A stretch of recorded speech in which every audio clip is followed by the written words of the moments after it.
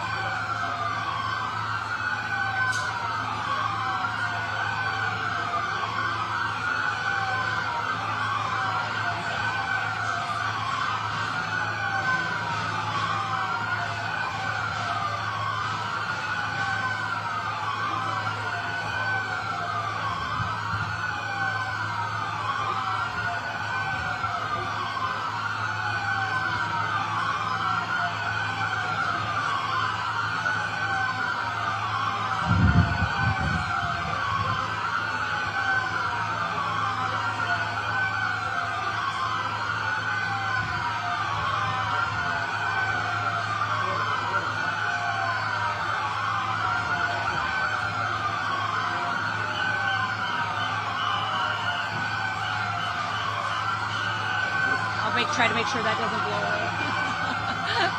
We got everybody? Okay, good.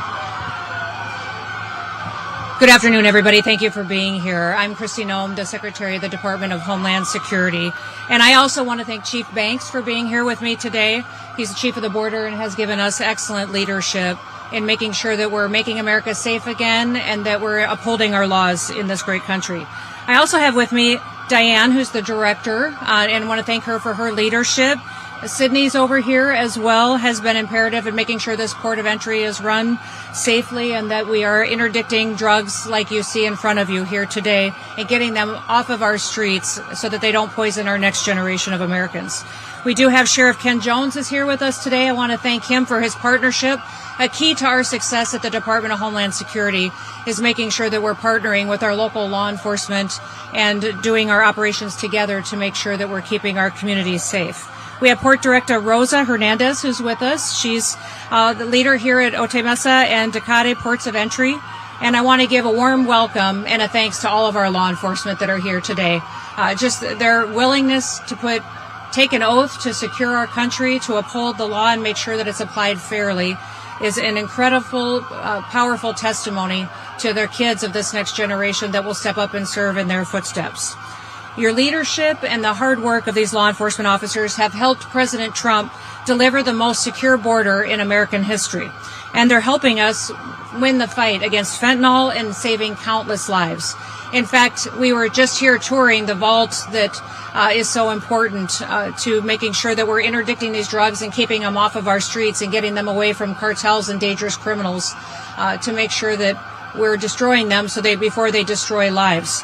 But also right here in front of you, just in this bin in front of you, you see enough lethal doses of fentanyl that would kill 10 million Americans if it were to be allowed to come into our country, be trafficked, and poison our people. For 4 dark years under Joe Biden, we saw violent criminals, murderers, gang members, terrorists, rapists, pedophiles, and human smugglers invade this country. Drug traffickers brought dangerous narcotics into our country and poisoned our people and tore our communities apart. But the American people put President Trump back into office. They removed criminal, illegal aliens from our communities. They've stopped the cartels, and they've stopped the flow of these dangerous drugs. And what the men and women of the Department of Homeland Security have done is a testimony to President Trump's leadership and to these law enforcement officers' dedication. For 9 straight months, U.S. Border Patrol has released 0 illegal aliens into the United States. With fewer people that cross illegally, we make sure that our southern border apprehensions were much lower than during the Biden administration. In fact, 93% lower than during that administration. President Trump has cut off the flow of trafficking down at the southern border, and just of fentanyl, we've seen a decrease of 56% drop in fentanyl coming into this country. The vault that we've toured today holds 188,218 pounds of seized illicit drugs. That inventory includes over 100,000 pounds of meth, 59,000 pounds of cocaine, and 7,400 pounds of fentanyl. In other words, that vault holds more than 1.7 billion lethal doses of narcotics, of fentanyl and cocaine. All of these narcotics were interdicted by U.S. Customs and Border Protection in the San Diego area. That's 1.7 billion lives that are saved because of the work that they do. The vast majority of these drug seizures happen at the port of entry, and the majority of drug seizures along the southern border happen at this port of entry. Those drug seizures are incredible to what they do to save American lives. Now, the men and women here at Otay Mesa are heroes who work around the clock to make sure that they're keeping Americans safe. Fentanyl has killed countless Americans who still should be here with us today. In fact, I've met with many parents who've lost children to fentanyl poisoning. Americans like Greg Swan, who the first time I met him told me about his son, Drew, who died from fentanyl poisoning at the age of 24 in 2013. In fact, Greg is one of the co-founders of Fentanyl Fathers, fathers who've lost their children because of that dangerous drug that was running everywhere and running rampant throughout our country. Also, I met Rebecca Kisling, who lost both of her sons. She lost her 20-year-old son, Caleb, and 18-year-old Kyler to fentanyl poisoning on the same day in 2020. There's far too many stories of that happening. In fact, 1 in 3 Americans know someone that has died from fentanyl poisoning.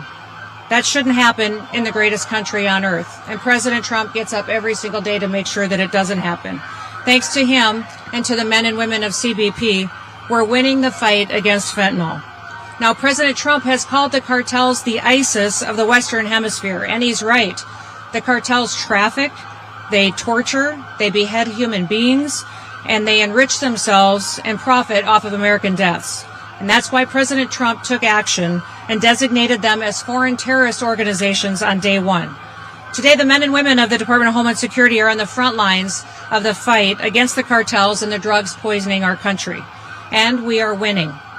And while we stop threats from coming into our country, we can't forget about the ones that are already in our borders. Right now, in prisons and jails across California, ICE has lodged detainers on over 33,000 criminal illegal aliens.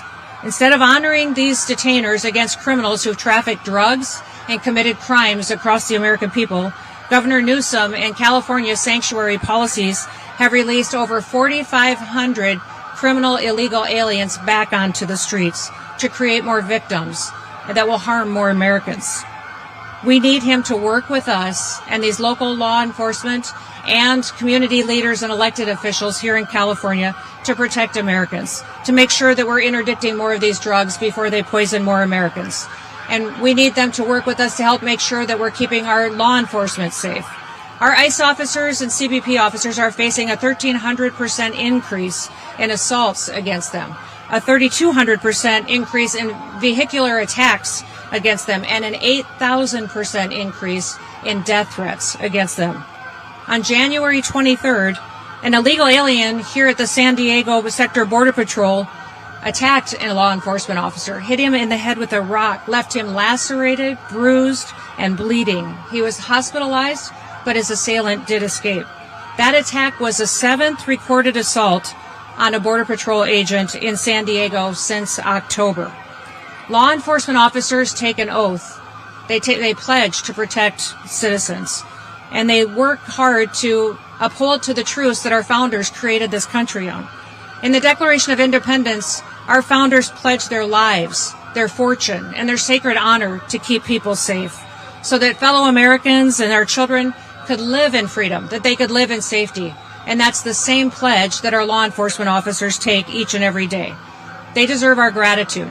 They deserve our thanks because their job never ends, and they keep working every single day to make sure that Americans are safe, that they're protected from criminals that would not just traffic them and their children, but also traffic these drugs in to kill our next generation. I want to thank you all for being here, and I have all the confidence in the world of the law enforcement standing here today to continue to do their work, to protect Americans. And with that, I want to introduce Chief Banks to come up and share a few words with you as well.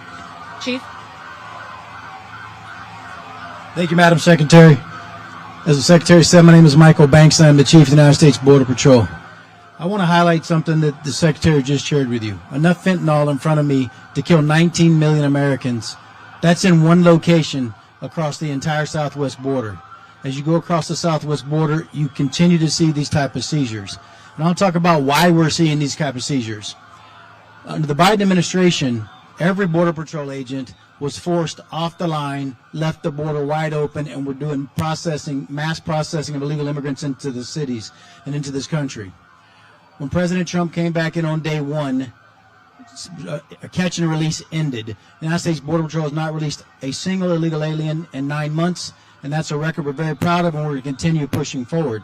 But under the leadership of President Trump and Secretary Noem, we've been able to get the most secure border we've ever had in this country. And we're not done. We're going to keep pushing until it's 100% secure.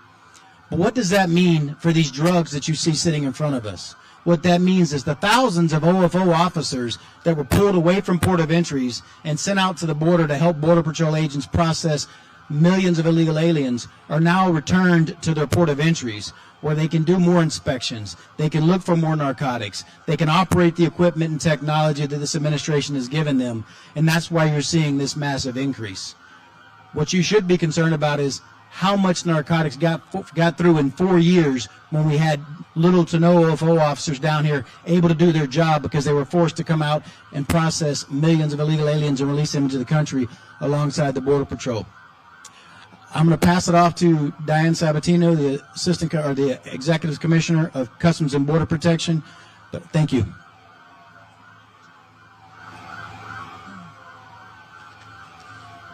Good afternoon, really, and thank you, Secretary Noem, for being here with us today, and Chief Banks also for your great partnership in CBP. We're really grateful for the opportunity to highlight the work of our frontline personnel, the work that interdicting these narcotics every day to secure our borders and protect our communities. What you just heard from Secretary Noem reflects our mission to secure the border at ports of entry. Frontline personnel applying their training, the intelligence, and technology to keep dangerous narcotics out of our communities. It's demanding work. The men and women who carry out this mission do so with professionalism, often under incredibly challenging conditions. It's never boring here in Otay Mesa, and their commitment makes a real difference to the outcomes that you see right in front of you today. And as the Secretary mentioned, our success reflects joint enforcement across CBP and aligns with the administration's priorities. Strong enforcement to ensure border security and support for the people who are the backbone of the mission that we're responsible for. And the Office of Field Operations continues to work on key initiatives, including obtaining advanced information for shipments and travelers, modernizing processing systems, and investing in technology that allows us to operate effectively. All of these efforts really support our most valuable resource, which is our frontline personnel. That includes our CBP officers, our Border Patrol agents, our import specialists, and our agriculture specialists. And the One Big Beautiful Bill Act represents a generational investment in our border security mission. Funding from the Act is going to allow CBP to expand capabilities such as non-intrusive inspection technology and responsibly integrate artificial intelligence, machine learning into the work that we do. And more importantly, the Office of Field Operations is going to be able to hire more than 5,000 CBP officers to bring here to the ports of entry again, to identify more narcotics, interdict, and to disrupt the cartels. Our border security mission is national security, and our efforts are never going to stop.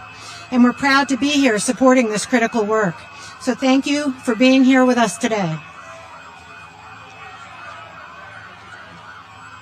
Thank you, Diane, and thank you, Chief Banks, as well. With that, we'll open it up to any questions that you may have. Yes.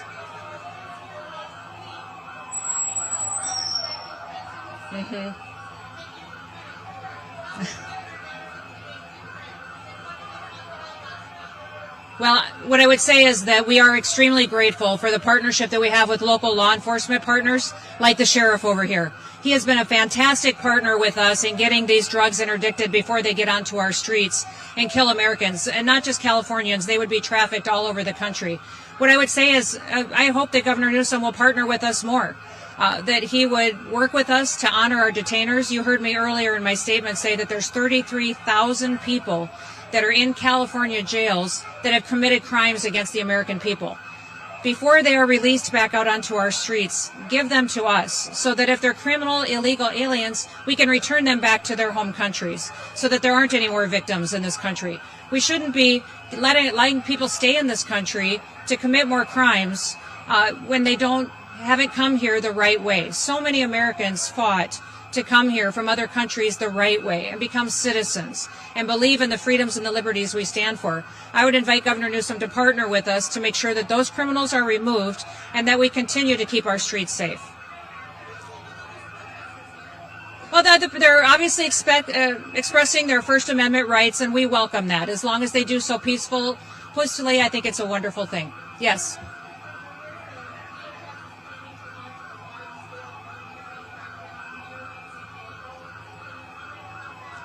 Well, listen, I'll never give you details or give you an explanation on law enforcement activities. I don't want to put our law enforcement officers at risk by exposing some of the planned operations that they may or may not have. But what we are focused on, and I'll tell you as far as the Department of Homeland Security and ICE and CBP, is targeted operations, going after specific individuals that are a threat to public safety, individuals that have committed crimes either here or in another country that are dangerous to stay out on our streets. We don't want more victims in this country. We want to make sure that those criminals are removed from our streets and that we're returning them back home to their home countries when they're brought to justice. So beyond that, those targeted operations, we won't talk about the details of.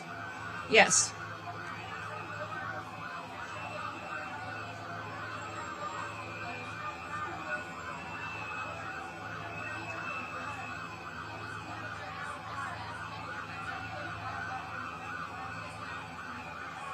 Are you talking about the economic impact?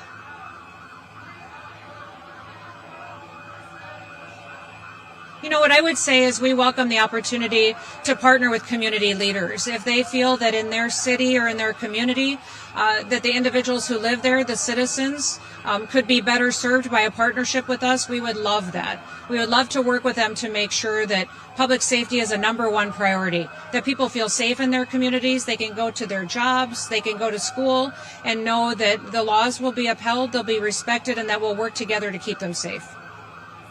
Yes. Yeah.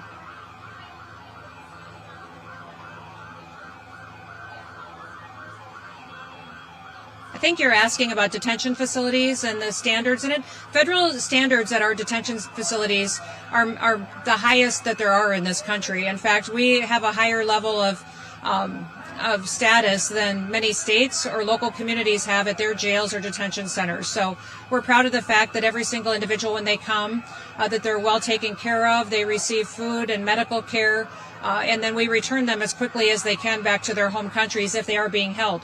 The one thing I would point out is that every single individual that's in that detention facility is given the opportunity to go home to their home country. If they decide that day that they want to go home, we'll give them $2,600 and a plane ticket and take them back home. So it's their choice on if they want to stay there or not.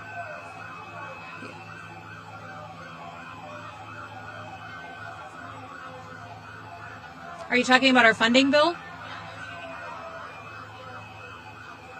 We're concerned about the Department of Homeland Security not being funded. In fact, I think it's the wrong message to send to the world at this point in time. When you think about it, every other portion of the federal government has been funded except Homeland Security. That's telling the rest of the world the Democrat Party doesn't think that protecting America is safe. It's the wrong message to send. They keep talking about the fact that they want ICE's operations to be impacted, but only 11% of that bill is ICE. The rest of it is FEMA, which is responsible for disaster response, for protecting our critical infrastructure. If we had some kind of an attack or a terrible disaster that hit our country, FEMA is the agency that's responsible for running our government, for stabilizing our country. And the Democrat Party is choosing not to fund FEMA and put us in jeopardy in that situation. The other things that wouldn't be funded is TSA. The security at all of our airports is in jeopardy because they've refused to fund the Department of Homeland Security. The TSA, those officers that show up and check your bags, they screen individuals on if they're safe to get on airplanes or not, they won't be paid. After Friday, they won't be paid and won't receive their paychecks. And I hear people talk about the fact, well, they're exempt employees, they're expected to still show up. How long would you continue to show up for a job that you're not being paid for? In fact, these TSA employees just went through a 43-day shutdown where they weren't paid. How often do you expect these good patriots to keep showing up and to do their job knowing that their salaries won't be taken care of and their families' bills won't be taken care of? We fund the Secret Service. The Secret Service has responsibility to protect the most powerful people in the world. We also fund the Coast Guard. When you talk about the Coast Guard right now is keeping rivers open on the East Coast so that critical food and energy sources can get to our largest cities. The Coast Guard is out there breaking ice on the Hudson River, the New York Harbor, the East River, and keeping that ice, the rivers open so that we can get fuel and propane and fuel and food to New York and to Boston and to cities that rely on that. What you're saying by not funding the Coast Guard is that the Democrat Party doesn't think it's important that people eat or that they stay warm, or that our national security is protected. So this is a dangerous situation that we're in, that the Democrat Party has chosen to shut down the department that was created after 9/11. This department was created recognizing that we are vulnerable to terrorist attacks and that American homeland needs to be funded and focused on keeping us safe within our own borders. We have all responsibility for cyber operations and funding and going after terrorists who would attack our critical infrastructure, our electrical grid, our water systems, that would come in and hack into our intelligence agencies and our national security operations. The Department of Homeland Security has the agency that's responsible for stopping those threats and going after those bad actors. The Democrat Party is choosing not to fund them and making us very vulnerable to those terrorists being successful here in our homeland. I hope that they will come to their senses, recognize that the American people need to come first, and have a policy discussion that we should be having on a policy bill in regards to any reforms that they want to see. Last question.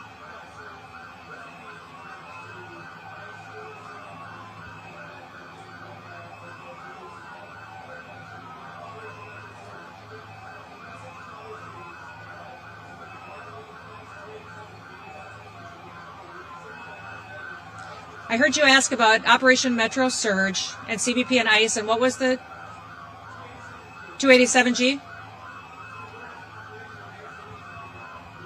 Now we're still working on 287G agreements that would happen with local law enforcement, sheriff, city police. We would love to have that kind of an agreement with the Minneapolis Police Department or with sheriffs in Minnesota. I know that some of the operations in Minnesota are changing, but we're going to continue to stay focused with our investigators through the Homeland Security investigations on the fraud that's been going on making sure that those individuals there are working to get to the bottom of the billions of taxpayer dollars that were stolen and funneled out of this country for nefarious reasons. So, we're grateful that we've found some agreement on what we can do to try to work together. We're looking to formalize those to make sure that we can bring peace and safety to the Twin Cities. Thank you, everybody. Thanks for being here. We appreciate it. Have a great day.